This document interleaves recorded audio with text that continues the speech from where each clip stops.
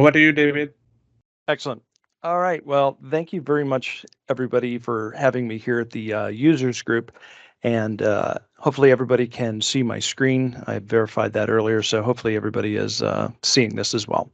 So this is the Omaha Azure Users Group webinar for July 2022. I'll briefly discuss the agenda, which is basically we're going to give a little intro. What I want to do is I want to set some context and I want to set the stage for what we're about to talk about. I know this is kind of an expanded version of what you guys probably talk about here at the group, but it's understanding how the industry is unfolding will really kind of tell this story really well. And that story is the integration between Azure, the extension of Azure through Azure DevOps, as well as Microsoft 365 or Office 365. And you need to think of these in terms of a single system. And what I'm going to illustrate today will kind of hopefully help make that story a little bit easier. So we're going to spend the bulk of the presentation. I hate decks. So well, we'll spend a little bit of time here, but the majority are definitely going to be inside of the demo. So a little bit about myself. I got 25 plus years experience of working in the enterprise, and the early beginnings started in network infrastructure, and it was LAN, WAN based. And then of course, technology changed significantly, and we went to data centers and then on into the cloud, which as the transition goes, and even today we have hybrid cloud, which is a mix of the data center, LAN, WAN, and or the cloud as well. Also, in addition to the networking infrastructure background that I have, did a lot of work in web and specifically applications within the business and enterprise. And the industry verticals that I have worked doing all of these types of things include 12 years of legal experience. I got 7 years of software and technology experience, specifically working for software companies, 5 years in aviation, in economic development and global foreign direct investments. These are all of the global governments and things of that nature looking to attract businesses into their areas. So 4 years there as well. So we've already covered a little bit who Catalyst is. I only have 2 slides, and I really just kind of want to articulate or drive home the point that really Catalyst now is about driving and accelerating outcomes for our customers. And we do that by pioneering the experiences as the customer goes through the journey of they have a problem, we have a solution, or we work together to find a solution to essentially get them to where they want to be. And we do that by 3 pillars. And essentially, we have a huge team all across the globe. And these really come down to the skill sets. Mostly everything that we do is in the cloud these days, but everybody's a subject matter expert in their own area of expertise.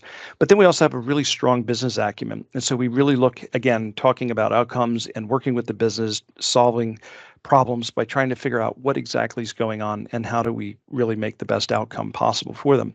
And essentially being able to deliver on this as a global technology firm. So we got about 6,500 global employees, 40 offices, and 11 delivery centers. And you can read, I'm not going to go through the list, but the analyst recognition is on the left sidebar there. So again, trying to tie all this together to complete or tell the story, want to talk about this right here.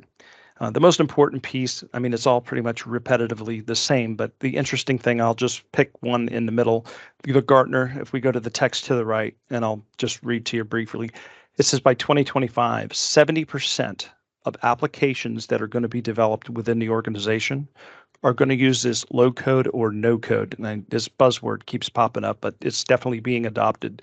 And essentially, on the Microsoft Power Platform, this is Microsoft's version or answer to that. And it's been around for a while. It's matured from the Dynamics 365 platform.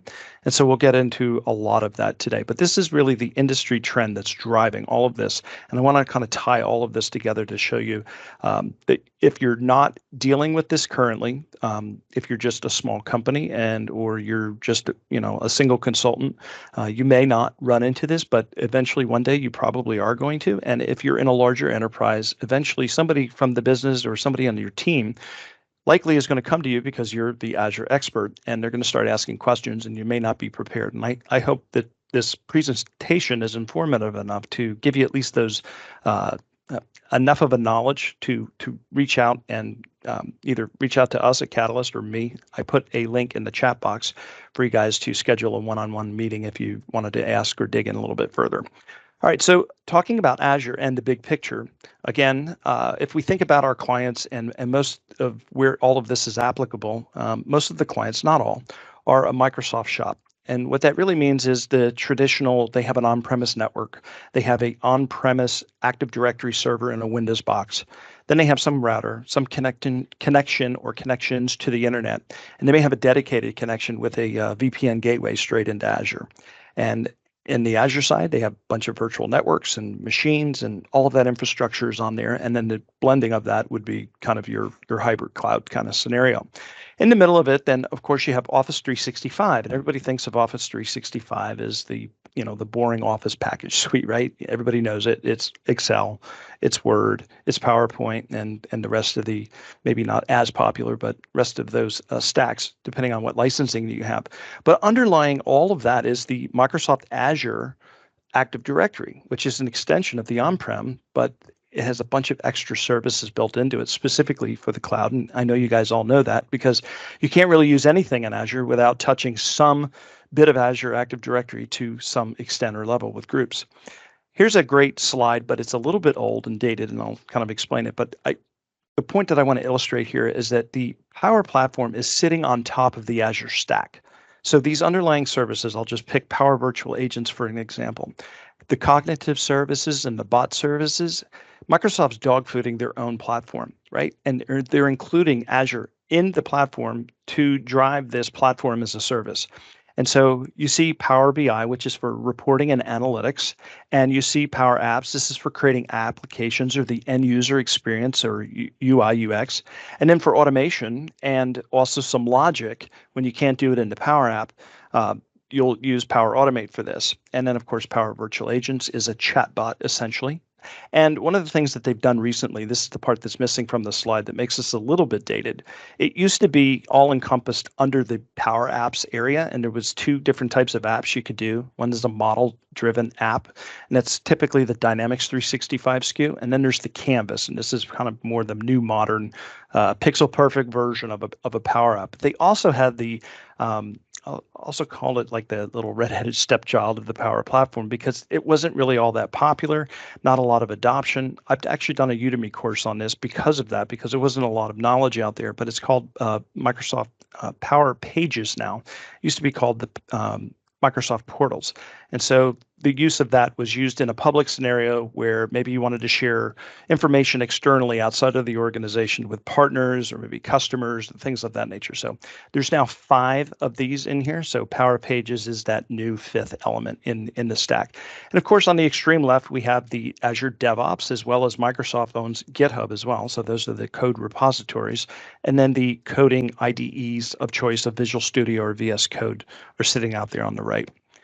So one of the nice things about the Power Platform, and then this is kind of a boring slide, but one of the things that I at least wanted to show you are the connectors. And if you're not familiar with connectors are, everybody knows what the term API is. And on the Power Platform, there is literally, and if you look at the scroll bar, I think this is really kind of for context, right? Because this screen just scrolls ever and ever. There's like 300 of these connectors that allows the Power Platform to not only connect with other services in Azure or within Office itself, but also outside to third parties. And so this is really, really great, powerful stuff. And as a result of that, you can pretty much connect these apps to just about any and everything. And because of that, Azure is going to come into the play sooner or later, and you're going to have to start doing application registrations and a whole bunch of extra stuff to get some of these things to work. But in the Power Platform, those connectors are already in there. They're already pre-baked in, not necessarily anything having to do with Azure. But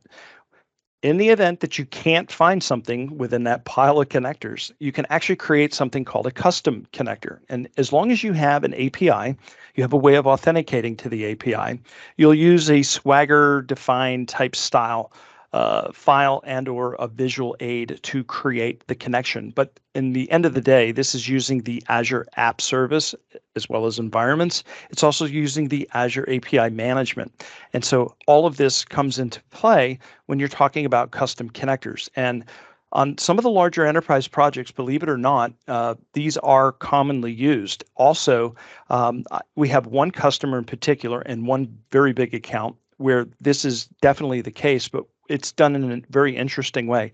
What they've done is they've taken all of the data and the information and put it in Azure SQL. And then what they did is they threw APIM in front of that, as long as Azure, as well as Azure Functions, and all of that was worked. And we created a custom connector to consume that API that they created from SQL. So even though they could have just done it with a SQL connector, nonetheless, they still did do it. The reason I tell you that is because if you're working in Azure as an Azure cloud engineer, and you ran across this scenario, again, this is one of these use cases where you're going to kind of need to know, or at least be familiar enough, how you might get called into a project. So in order for me to illustrate with some more context, I need to go into the Power Platform a little bit. I don't want to spend a lot of time, and I promise I'll spend pretty high level around here. But when you're developing software, typically what you try to do is you try to isolate concerns. And the first thing that you do is to create an environment just so that your developers can have free reign to kind of do everything in a non-threatening way that would disrupt the business in any way, right? And so this is going to be done in a development environment. It's very secure. It's isolated. It's in its own area. But inevitably, and sooner or later, you're going to take that information and you're going to switch environments, or you're going to need a new environment.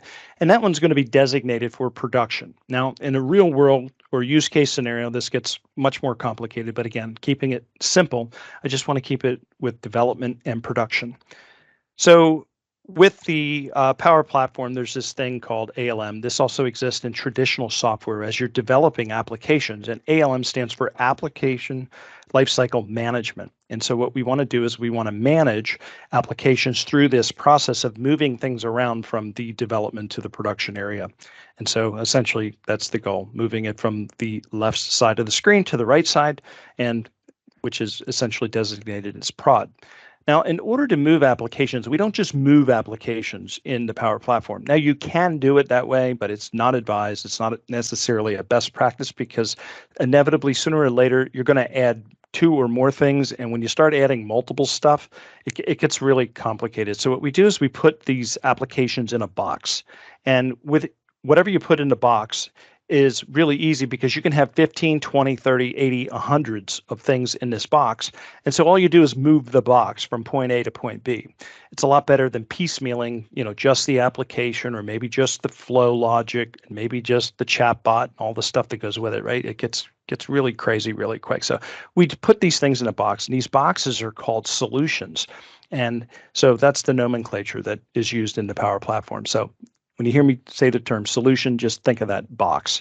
And so what we have is a user that is going to take this box and move it from point A to point B. Now, it's very important to understand that the person who does the moving of this box, when the box is moved into the destination, that's the person that becomes the owner of all of the items inside of the box. And so that's very important from a security standpoint, because as we move through setting up each environment that you'll see me do here, we're going to have to go through the process of setting up this user account in both of these environments. And so when we start thinking about Azure Active Directory, we have user accounts in the traditional sense. I don't need to really explain that because everybody knows what that is. But in the context of thinking about terminating employees, or people leaving or retiring or winning the lottery, or however they come and they go, the bottom line is that users are not permanent. So what you need is kind of a permanent solution. And usually the go-to standard would be, let's create a user account, but let's designate it as a service account. Problem with service accounts, they're kind of insecure because they're shared accounts, and the golden rule in security is never share your password, right? So service accounts kind of definitely break that rule, because you got a handful of trusted people that you give the password to. One person in a group leaves, you change the password. Anyway, it's just absolutely crazy.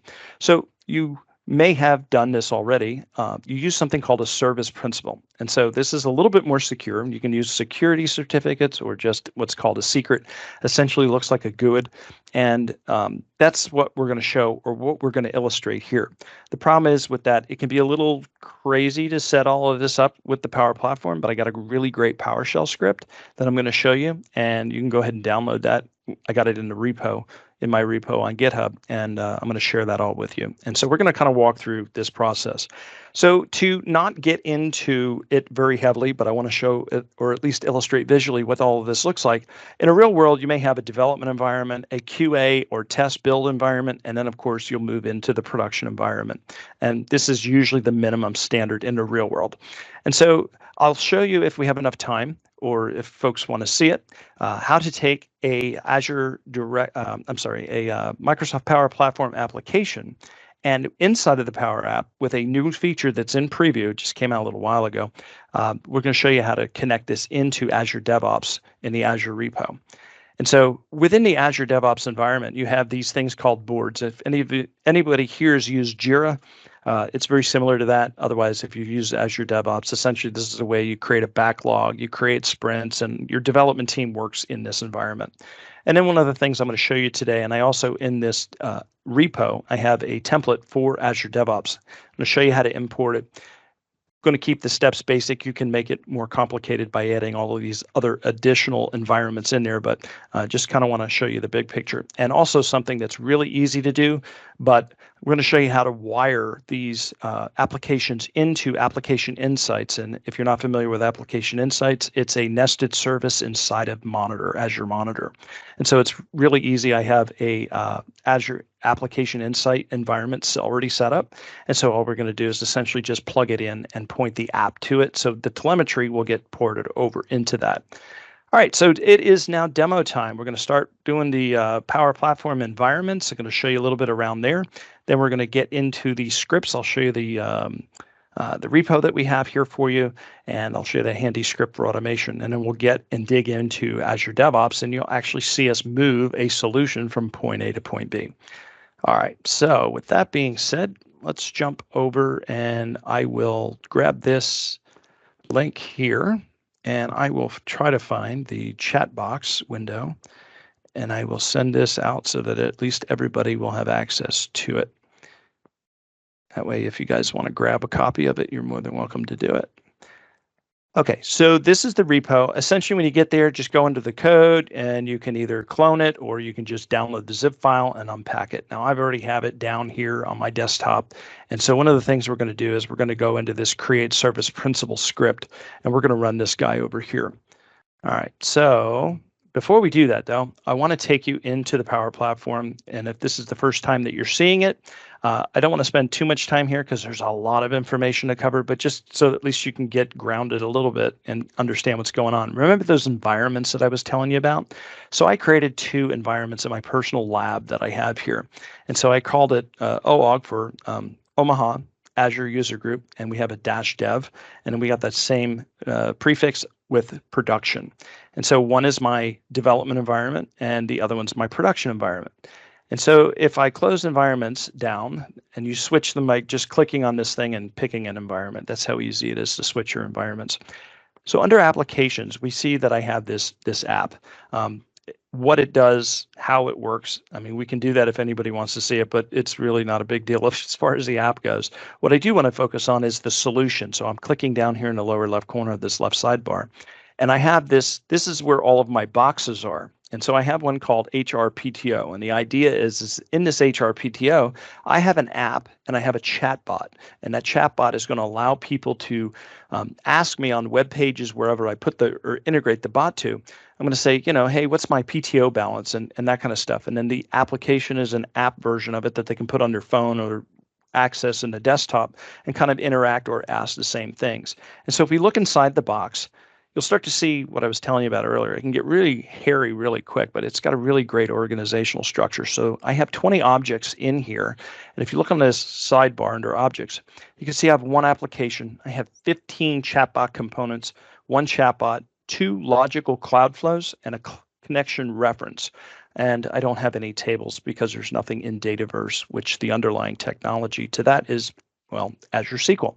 And so this is my box, and ideally what we're going to do with this box is we're going to move it again from point A, which is the dev, into the production environment. So if we come over here to our production environment, we come over here to solutions. There shouldn't be anything in here other than the typical Microsoft boxes that is included with the default solution. And we don't have anything in there. Okay, so with that being said, one of the things that we need to do is jump over into Azure, and I'll take you into Azure Active Directory. Now, on this left sidebar, under the grouping of Manage, there's this thing called App Registrations. Now, one of the things I'm going to do is create an app registration. Now, I could just come up here and choose New, and I could fill out all of this information and go through the wizard. But then when I do all of that, I also have to make sure all of the API connection references to the Dataverse is there. And so it is a lot of work. And so I've tried to streamline that a lot. I've customized a script that I also found on Microsoft's page. So this is not my script all in its entirety. I did take and modify this from what was up there already. So to begin, I just want to sit here and run this one script that's in the directory. And with that being said, all I have to do is press enter. But before I do, I want to show you a little bit about the script. So if I do a dash, I realize that I'm assuming because this user group is in Omaha, everybody's domestic or local. But if you're not and you're global or you're working for a client around the globe, some of these options may be very interesting to you. So the first one is dry run. This will just allow you to go through the motions of doing this, but it won't actually create anything in Azure. It'll emulate that it did, but it won't actually do it. The other thing you can do is pick an Azure environment, okay? And so in that, I also have modified this so that you have which cloud you want to use. Okay, so you can actually pick which one of these. And so there's a whole bunch of additional references in here, and I think if it's not cached, yeah, okay, so if you prefix this with get help and then do a dash full, baked into the script at the beginning of it, I have all of the help instructions, so you can kind of read through that as well as some examples, and it kind of goes through what each one of these do. If you know PowerShell, you're more than welcome to go in and modify this script yourself. But in any event, like I said, if you're simply just following along and you're here domestically and you just want to go ahead and do it, let's go ahead and run this. And so what's going to happen is two things. A, it's going to try to authenticate you with Azure Active Directory. And then what it's going to do is it's going to prompt you again a little bit further down the script. But this second prompt is for the Power Platform. And so you have to make sure that you are a Power Platform administrator or global admin if you're running this script. So don't try to run this if you don't have the proper permissions for the Power Platform. I'll take you over into Azure and I'll show you the role that you need to put yourself into. But let me first finish filling this out, and I can't seem to type and talk at the same time. So give me just a second. Whoop.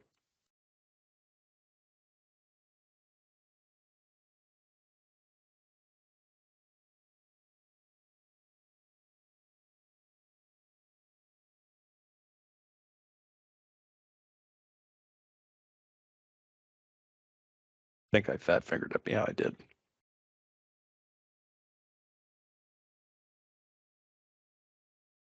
Okay, that is the Azure side of the house.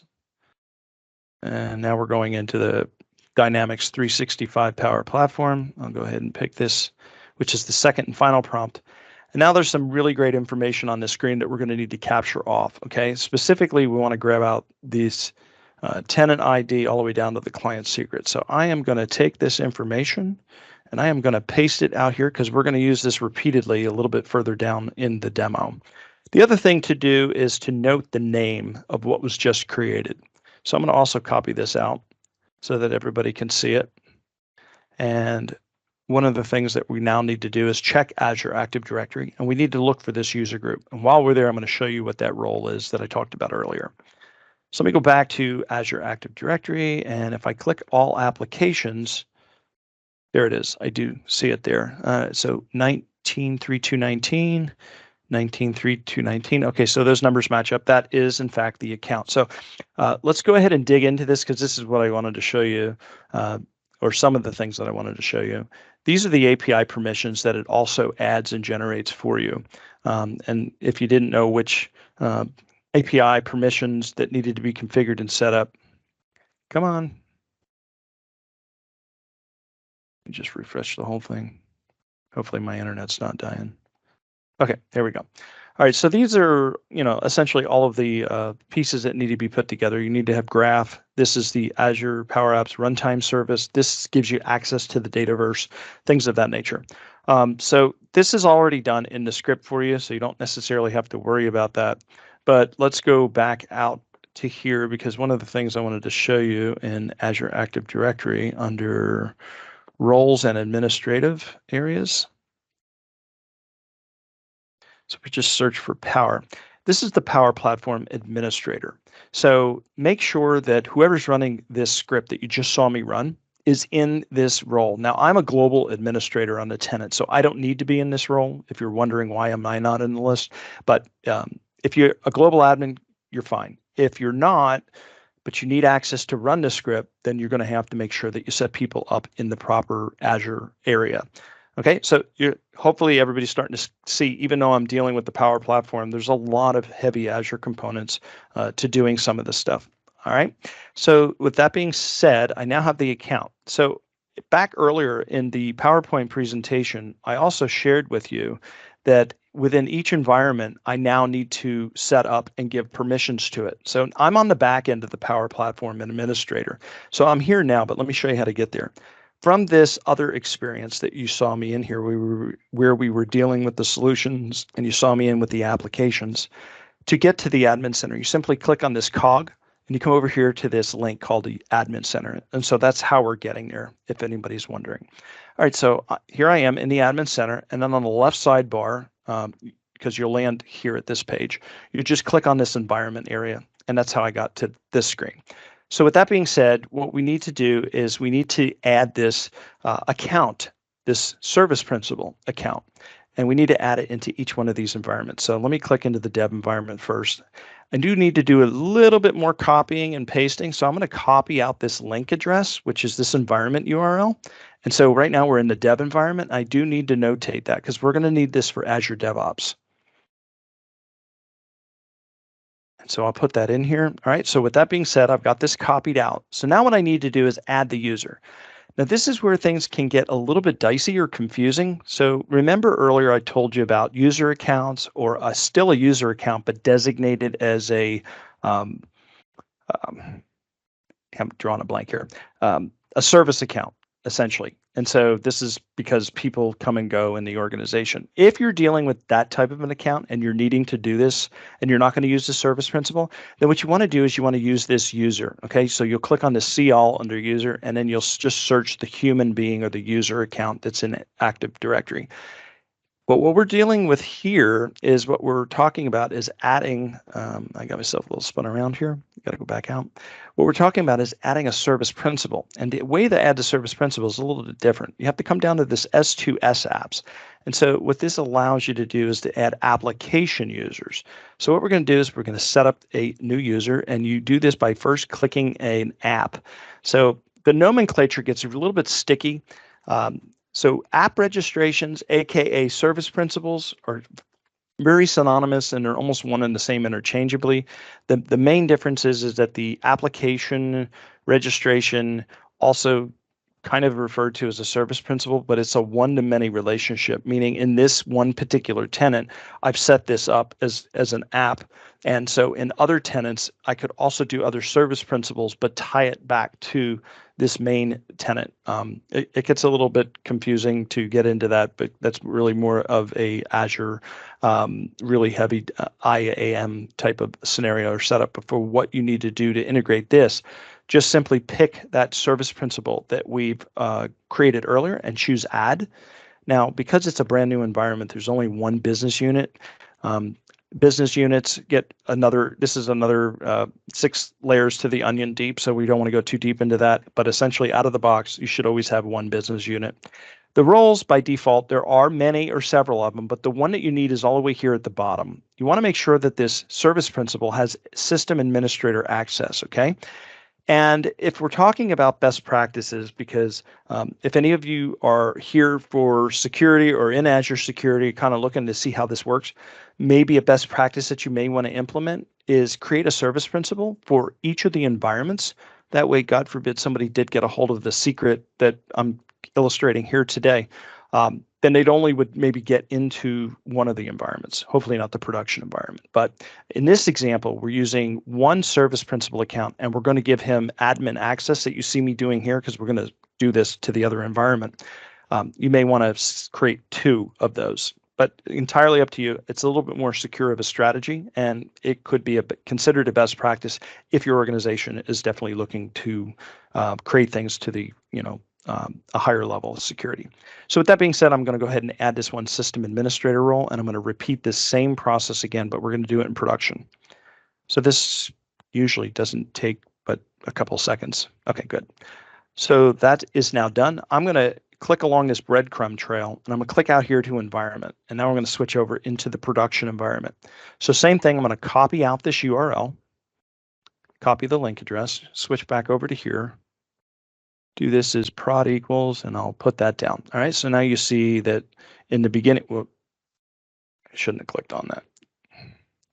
So in the beginning here, we definitely have two distinct URLs, one for dev and one for prod, because the back end and the front end looks almost identical. So just make sure that if you're doing this, you're following along and making sure that these are definitely different URLs. So now we have to finish setting up the security role. So we're just to verify, we're still in prod. And then we want to add that same service principal. And again, if you were following along with a more secure version of this, you would run that script again to create a second one, and you could create that. Now, inside of my script, you can change how the naming convention happens. It's around line 265, I think. But go ahead and download that and look right around the line about 265, and you'll see where I'm creating that naming convention. So it's essentially a hard text script concatenating with a dynamic way of grabbing the date time stamp, essentially, is what this is.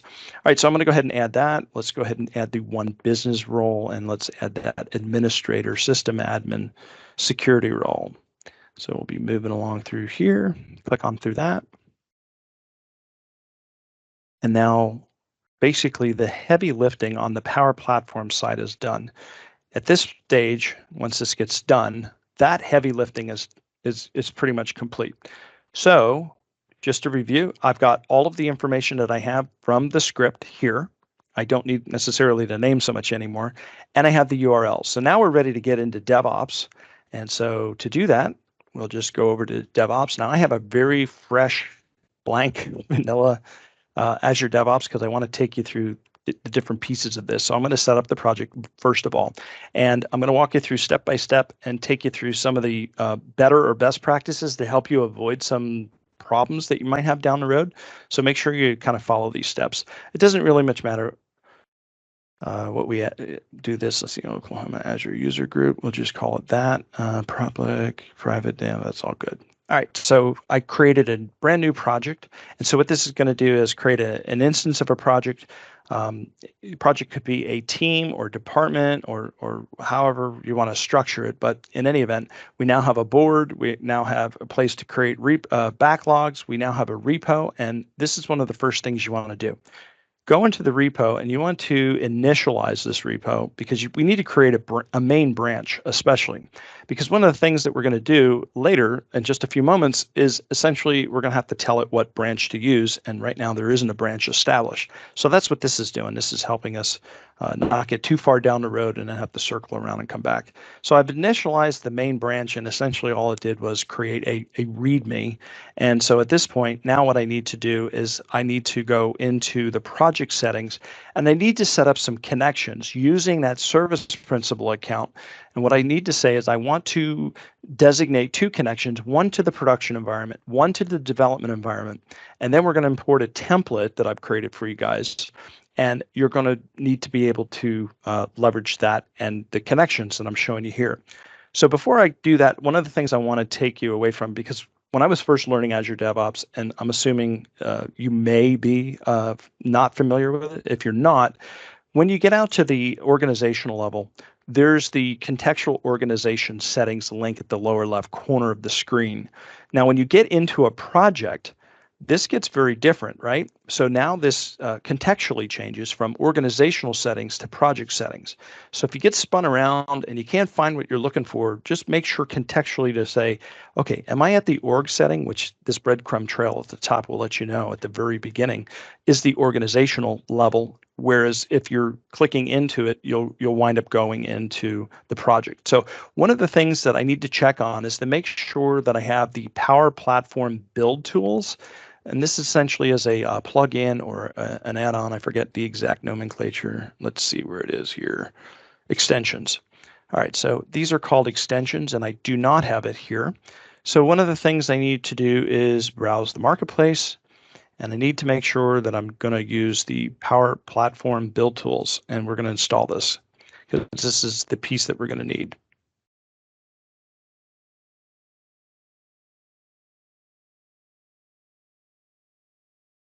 There it is right here, this little icon, top left. So I'm going to go ahead and click it. As you note, it's free, so you don't have to worry about having to get approval for that, other than maybe whoever's running the Azure DevOps admin. They may need to approve it or go through some process or whatever. But the good news, it's owned by Microsoft. It's been vetted. It's safe. I've used it, I don't know how many times by now, but it's a pretty decent tool. Now, there is another guy out there that made something very similar to this, but I'm showing this particular tool because it works pretty well. All right, so we're just going to go ahead and install that on the organizational level. This is everything that I believe that I need. Okay, good. So that's there. Once again, I'm going to go into organizational settings because I don't ever trust anything. I always like to make sure that everything is, in fact, installed in the way that it's supposed to be. So looking for my extensions. Yep, okay, so it's there. Good. All right, so let's go back out to the beginning. And I'm going to go into my project. And now we're going to go into the project settings.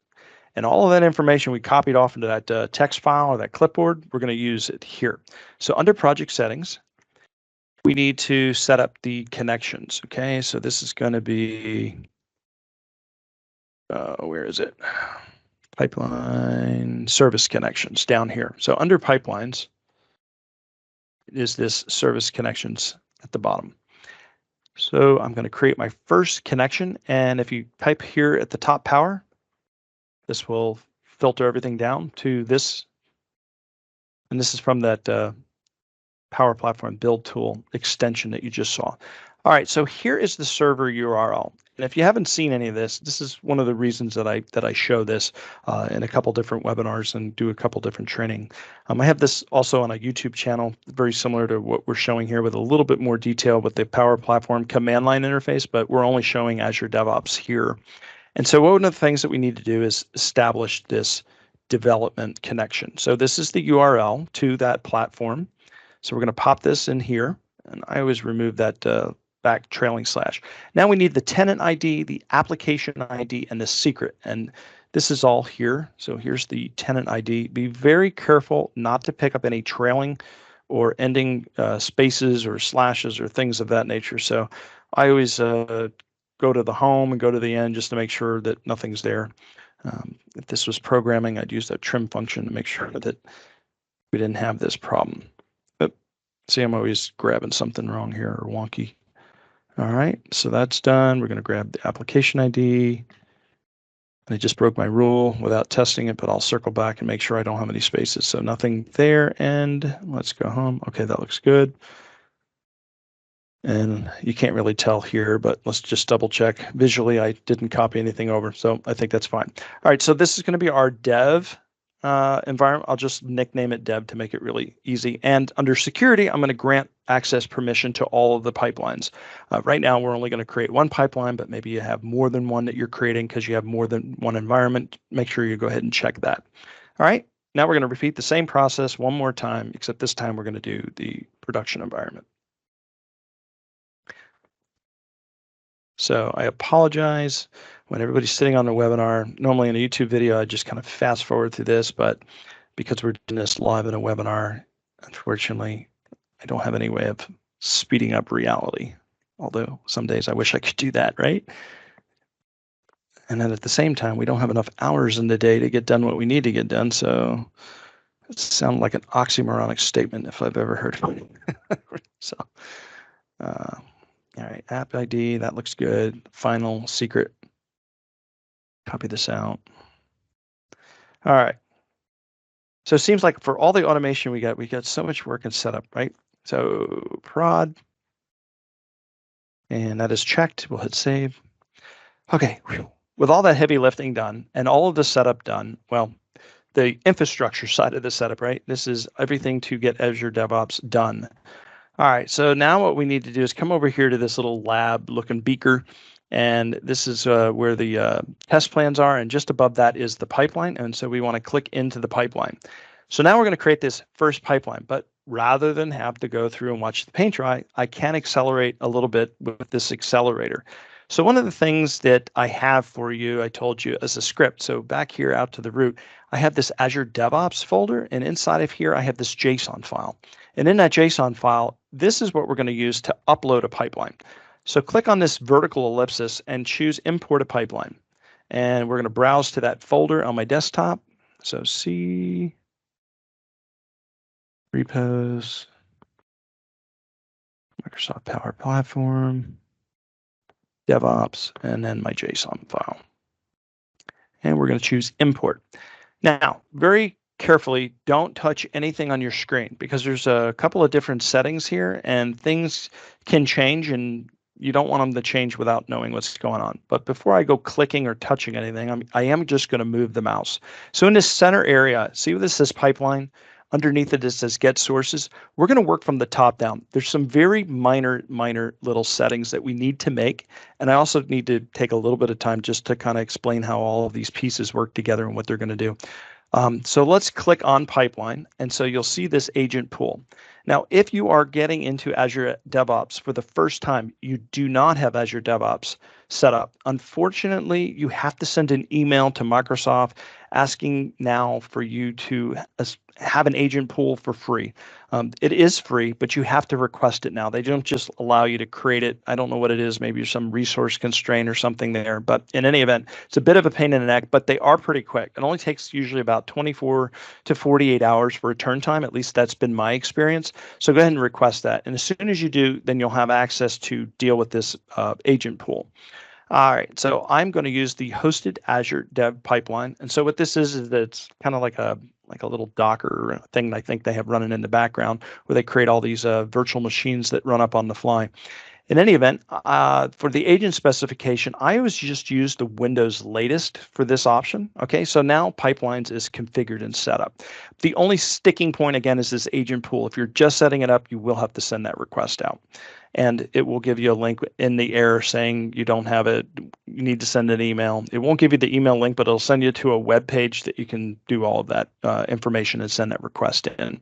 Okay, so now I'm here under the getting resources. And remember when I told you to initialize the repo? This is where this would have bit you in the tail if you didn't do that first, because when you got down to this area right here where this branch was, that option wouldn't be there for you. So with that being said, all of this is good to go. There's really nothing to do. It's taking all of the defaults and all of that's fine. And we'll come down here to the agent job and all of this looks good. And now let's talk a little bit about each of the steps, not in great detail, but just enough so that you know what's going on.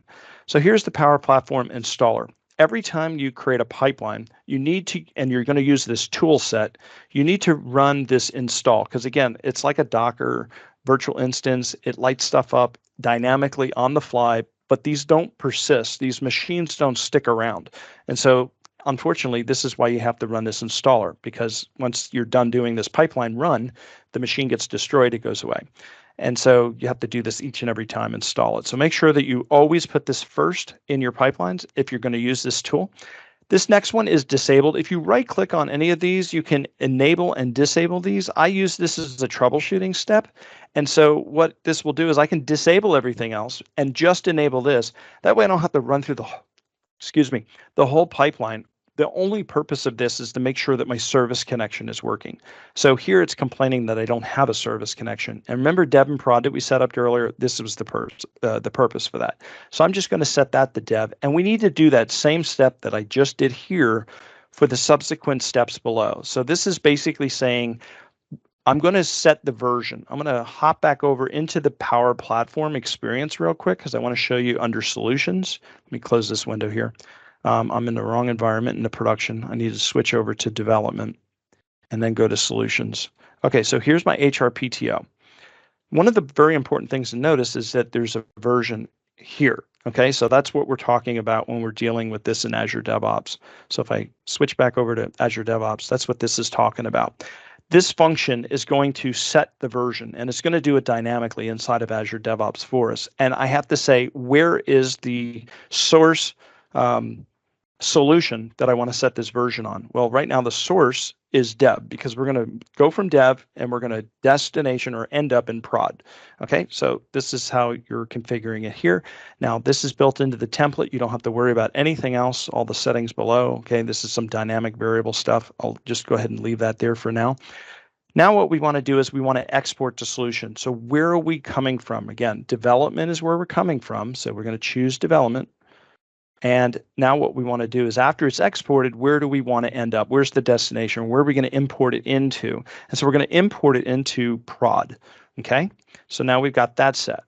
And what all this is doing down here, this is, again, baked into my template. This is the artifact drop. It's taking a snapshot of the zip file that gets exported, and it throws it into Azure Storage. And I believe on the free plan, you get 2 gigs of storage. So I've got some jobs.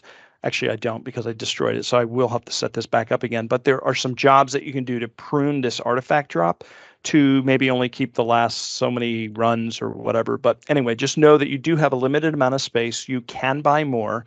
Azure DevOps can be free and a great solution, but it can incur and will incur some costs if you don't kind of monitor and or watch what's going on. So enough talking. That part, or this initial part, is done. There's only one last thing to do, and that's to come over here under variables. And now what we need to decide is, what are we going to do for version numbering?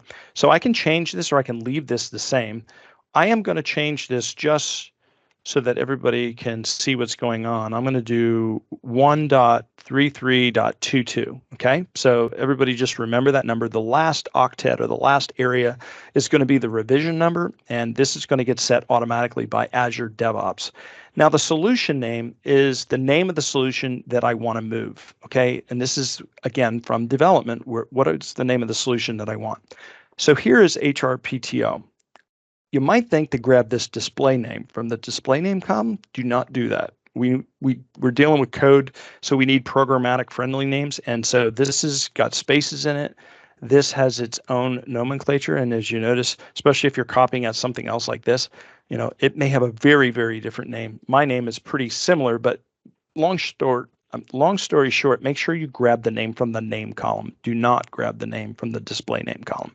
So I'm going to take HRPTO and I'm going to copy that out. We're going to come back over here into Azure DevOps, and we're going to paste this guy in here. All right, so that's now we're definitely done. Everything is good to go. And as far as the options are concerned, here is the build number and the revision. Okay, these are tokens or token variables native to Azure DevOps. If you want to learn more, click on this little icon up here. And then if you click on this more information, it will take you to a really great page. And if you scroll down to where tokens is, here's the token. This explains what it does. And so you can really figure out what's going on. A lot of great power. Way too much information to cover in this webinar, because we're already running, probably going to be a little longer, coming up on almost an hour, and I've got about an hour to show you everything here. So with that being said, all of this is done. I need to save this, and I'll just go ahead and save it off the way that it is. And at this point, I could actually have saved and run, but I'm going to come back out here to pipelines. There's no runs yet, and let's run the pipeline. And fingers crossed, everything works good and we don't have to troubleshoot anything. All right. So I'm taking all of the defaults, not doing any fancy thing here. We're just going to let it run and we're going to see what happens. All right. So we see the status is queued. We can actually go in and watch this happen. So I'm going to click into it. And so we automatically got an error. And let's see here. Hosted parallel. Oh, shoot. Shoot. All right. So one of the things, I had this all set up.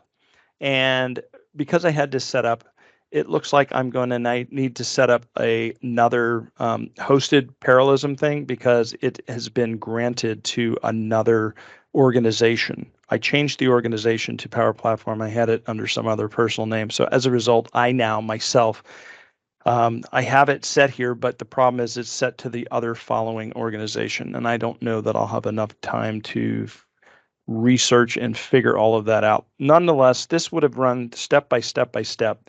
It would have gone through As a matter of fact, I do have this recorded, and you'll see it in the recording if you watch the ALM Power Platform Masterclass YouTube video. Fast forward all the way to the end to see just this little bitty piece. This is before I changed the name. I probably should have ran one more test before the demo, but nonetheless, it looks like I'm going to have to send off another request to Microsoft to allow Power Platform to use what they've already granted to me for free and essentially transfer that. So I do apologize for that. With that being said, assuming that this worked just fine, does anybody have any questions? Because I went really, really fast because it was a lot to unpack in a short amount of time. And so if you have any questions, I'm definitely more than happy to answer those. And I see some number 3 down here. Let's see if there's stuff in the chat window. I don't see anything, David, on the chat. So if anyone has any questions or comments, feel free to unmute yourself.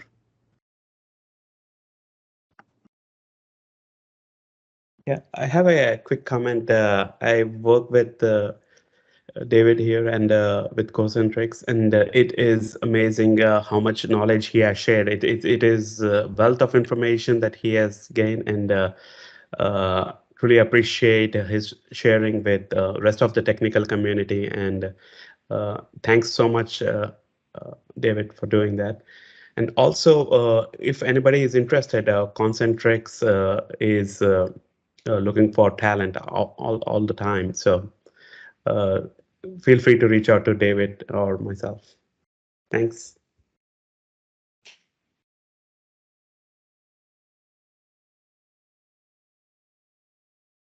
I believe there's a question on the chat. Mike is asking about where the credentials are stored for the service principal and now they're retrieved dynamically. So is he asking where they're stored inside of Azure DevOps or where they're stored within the Power Platform? Because if they're on the Power Platform side, everything is kept in Azure Active Directory, so everything is there. It's just leveraging that through the native roles that we set up over here in the admin side. As far as where Azure DevOps physically stores it on their side, I don't know how they keep data at rest or where the reference for the project settings are stored. I'm assuming all of this in the back end is either kept either in a Cosmos DB or some sort of Azure SQL. I'm not really sure that I would actually have to reach out to Microsoft to ask how they or where they store that data. So long short, I don't know if it's Azure DevOps. It says he has issues with his audio, but I think his question was more towards where the service principal is stored in Azure DevOps. But I might be mistaken. But I think that answer, David, the answer you gave was good enough. Yeah, so the physical place where you store them, to enter them and store them, is here where the data at rest sits. Obviously it's stored out either in a file or in a database or something on Microsoft side. But that's an Azure DevOps engineering question that I don't know how they've got that set up. And you can also just use regular user accounts too as well. Now, Azure DevOps, I do know, is highly integrated into Azure Active Directory, but I do not believe the way that we put the service principal information out, especially with the secret, if it was a direct hard integration, I should have just been able to, just like I did in the Power Platform, search for that service principal name, and I wasn't able to do that here. So there's definitely just a reference stored out in some API call that I'm assuming they're making on the back end. Yeah, I second to that. I don't think it's stored anywhere in Azure DevOps. It would just be a reference. And these service connections are just not limited to service principals in Azure DevOps, as David was pointing. It could be any other user accounts. It could be connection to any other service. Yep. So when you're creating service connections, I mean, you literally have all of these options in here, and one of them, like the Azure Classic, I think this will use a directory. Azure Resource Manager one is the one I believe so also uses the same.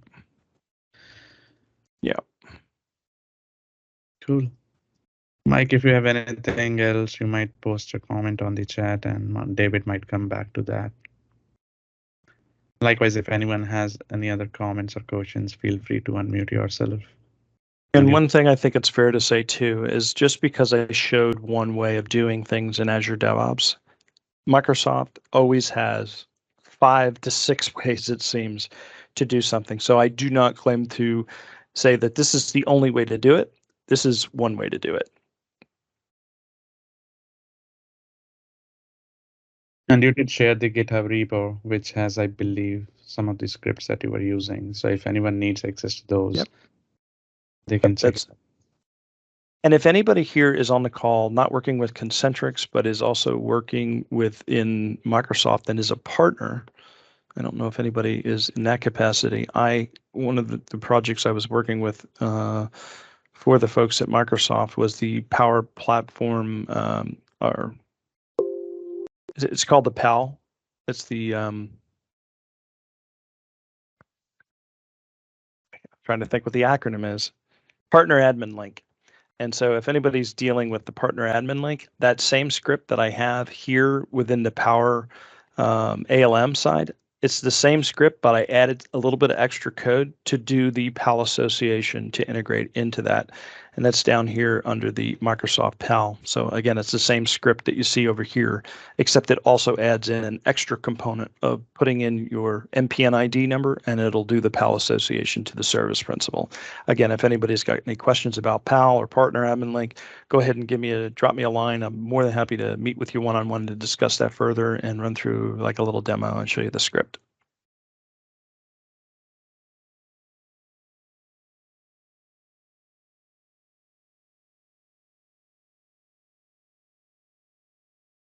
David, just one question. This is Akash.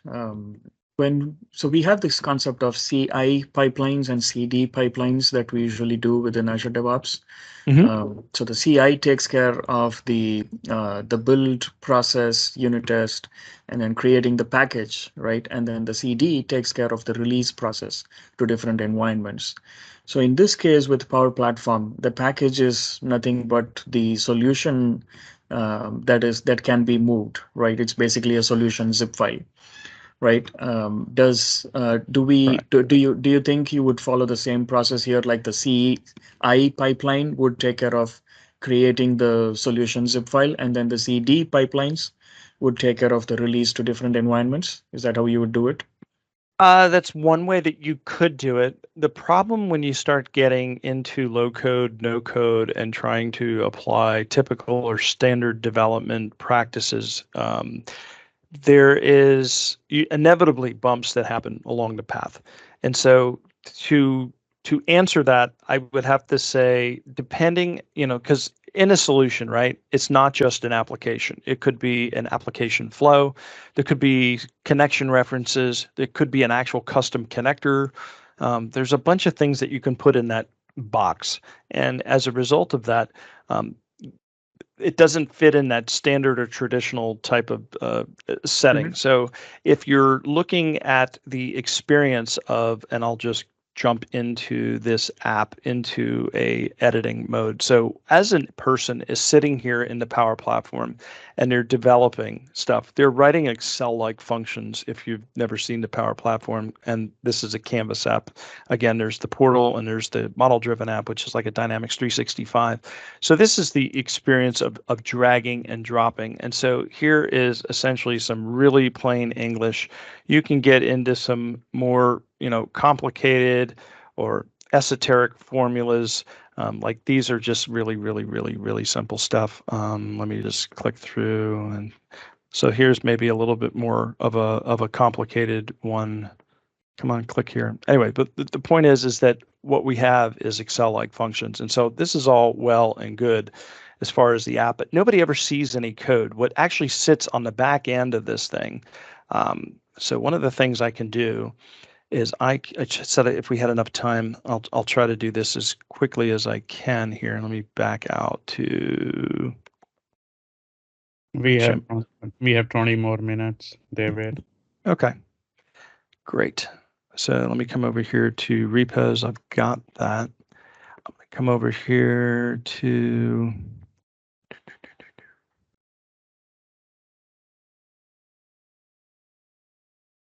personal access token. I'm going to get rid of this. Do a new token. Just call this demo. I'll give myself 90 days access, and to make things simple, we'll just go with full. Let me get my token. I'll come back over here. I'm going to copy this out. It's still on my clipboard, so that's good. Let me go back into the Canvas app, and under settings for upcoming features, I think it's under Git. Yep, show Git version control. Turn this on. Now this thing shows up over here on the left side because when I turn it off, it disappears. So this is an experimental feature. It is baked in and it seems to work pretty well.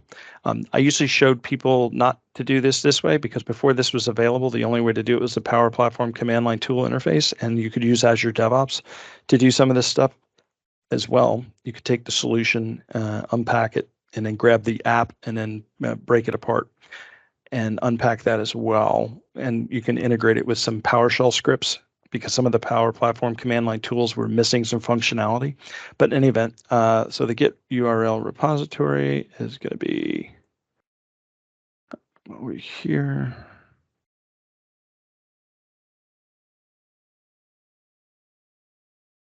I believe that's it. Main branch, directory name. Just call this test app. Me.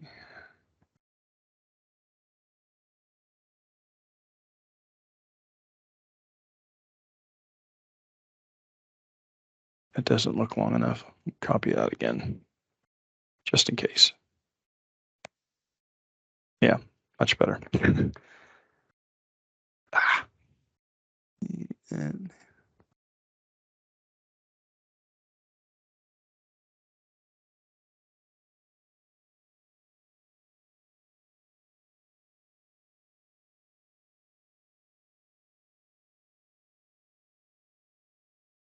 that is the right username.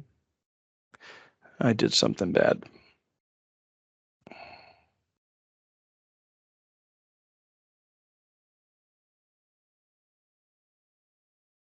Got this.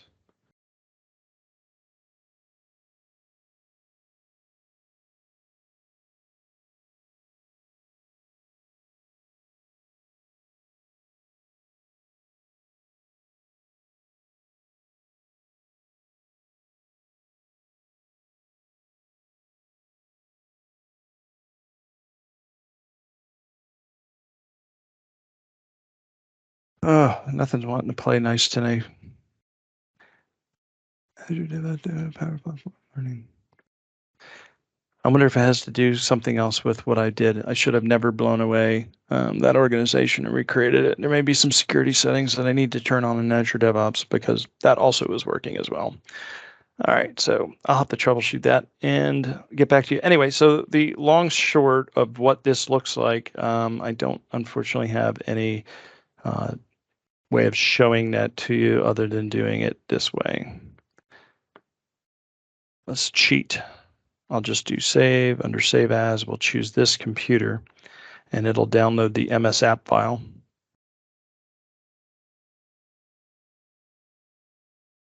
And the MS app files, here's a trick. You can use the Power Platform command line interface, which is what I totally suggest that you do. And when you do that, what'll happen is it'll unpack this file, which is really nothing more than a zip file. So if I just rename the MS app to zip, I can now get in and see what's actually inside of that file. So this is actually all of the underlying code, what has to do to make up the Power Platform application. And really all this is a collection of configuration files. The entire platform and the hard code, the actual code, is inside of the platform, but all of the activities, all of the objects, all of the things that you do, all of this is kept in these JSON and YAML files. And it's essentially just configuration files. And so anything that you pop in the screen, they're really nothing more than configurations. And so pro devs can actually get into this with Visual Studio Code, and you can go through it and just launch this up. And I think Visual Studio Code is going to pop up. And at this point, I can format my document, and so I can actually see, and modify whatever's, in the JSON. And so pro devs can go ahead and change it this way if they don't want to go ahead and use the traditional, Microsoft Power Platform GUI or make.powerapps.com experience. They can actually go ahead and edit and write the code. And when that integration is done, one of the nice things that happens into your app is that you get an extra icon, and that icon will sit right up to the right side of the stethoscope, and it looks like a little recycle icon. And you go ahead and you click it, and what it does is it does a push and a get. And so if a pro dev was behind the scenes doing some code updates and you pressed that little recycle button, you would now be working in this experience, or the GUI IDE version, and you'll see all of those latest changes. The problem with doing it in the pro devs really need to understand the configuration files and the JSON, because the IntelliSense isn't there just yet for this, because this is all really fairly new. Up until about a year and a half ago, there was really no way to get into these apps. The only way you could deal with them is just literally what you see here on the screen. So Microsoft's done a fantastic job in converting this into, or at least making this accessible to the pro dev teams that want to just get into that low-level code, want to get into the CI/CD.